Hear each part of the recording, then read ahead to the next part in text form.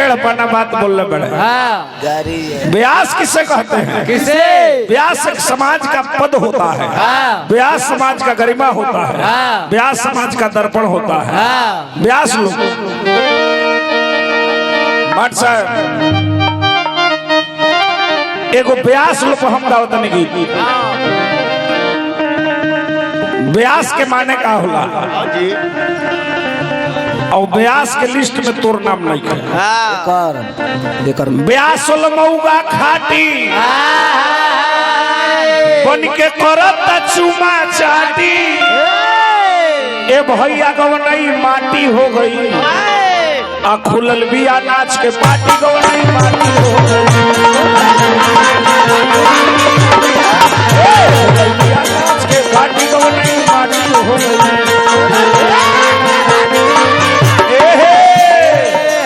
हमरा गीत के अर्थ लगाई, व्यास मऊगा खाटी बन के करत चुमा चाटी गवनई माटी हो गई, खुलल बिया नाच के पार्टी गवनई माटी हो गई।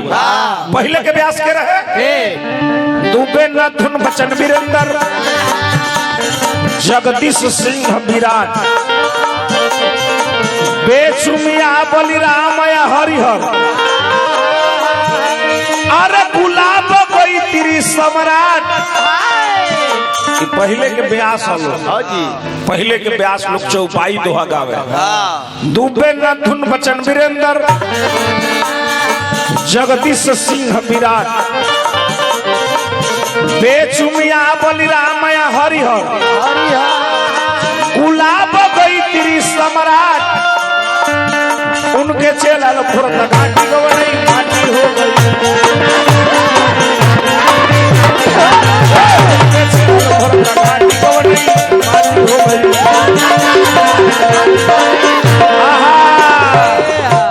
व्यास के माने का होला?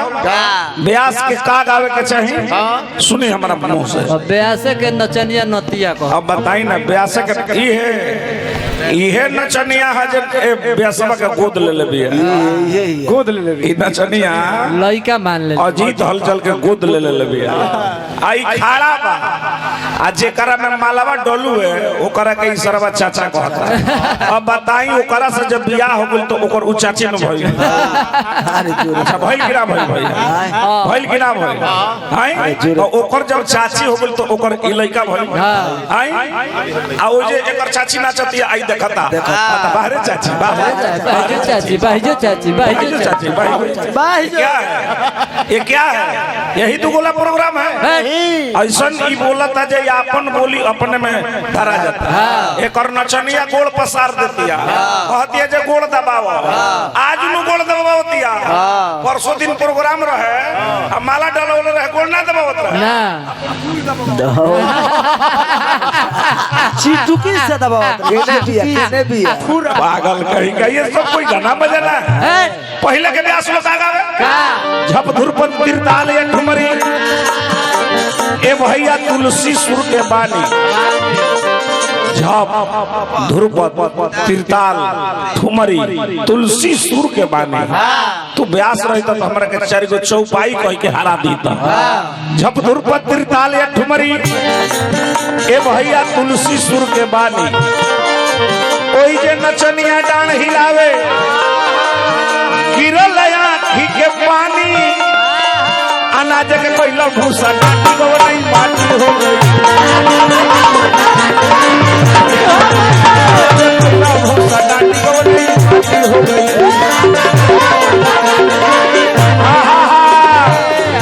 ई भोजपुरी भाषा कैसा कैसा? ए भोजपुरी के बचावे खातिर ऐसा बेहुदन के चलते हैं। भोजपुरी 8वीं सूची में शामिल लिखे हो। आई हमारा सोचा फुहर बोलता, हम फुहरे के स्टार हैं। आई हमारा सोचा लगता बोल कुछ लगता बोल कहता जो मुँह तो तारा का लेके जाए। हाँ हम पहले मर जाए ते जी है, जी है तो हमारा लगिया ते ही ले जगह लगिए ले लिए जगह मिली तो आ सुनी जगह मिली नु तो केनी फूक दी है अन त एनी केनी गाड़ी गुड़ी दी है गाड़ी गुड़ी दी है एनिए गाड़ी दी है एनी अरे छेछड़ा हो सब ई भोजपुरी भाषा कैसन है कैसा विश्वामित्र के ओरिजिनल भाषा गंगा नियन पवित्र ई भोजपुरी भाषा है मुखिया जी ये बेचारा करवा एगो मूर्ति बनवा दे कहावा मर जाई एकर एगो मूर्ति बनवा दे एने कहीं जगह मिली तो ठीक बा ना तो अपना पंचायत के शौचालय के मेन गेट एकर मूर्ति बनवा दे आप देखते बने कि सामुदायिक शौचालय चलो तक कहाँ बनवावल जाए के नहीं बनी ना पंचायत में 4 गांव बा तो शौचालय में जान जानी एकर मूर्ति कैसे बनावे के बा सही बताई लैट्रिनवा के टंकिया में कर मुड़िया क देबे के बा ये कर ऊपर आ एकर कोणिया क देबे के बा ऊपर ये कर कोणिया में लोग अरे राखू अरे हां मुहवा बिगु अरे जोरे भैया भोजपुरी के सारी भारी ए भैया झोंकल लोग भंसारी दास शिकारी सारी रात होता छुछे बहिनी महतारी बुढ़वा सुनत करे जब पार्टी हो गई